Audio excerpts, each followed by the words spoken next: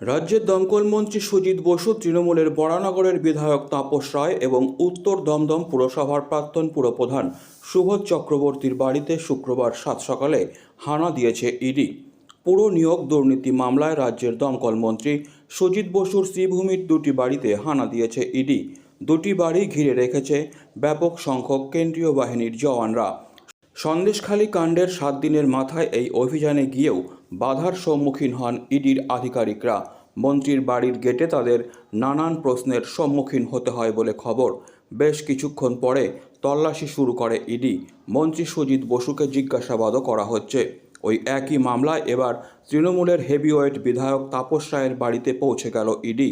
আজ শুক্রবার সাত সকালে বরানগরের বিধায়কের বউবাজারের 105 বিবি গাঙ্গুলি স্ট্রিটের বাড়িতে হানা দেন কেন্দ্রীয় গোয়েন্দা সংস্থার আধিকারিকরা।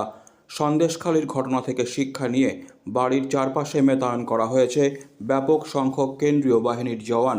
তাপসকে জিজ্ঞাসাবাদ করছে ইডি।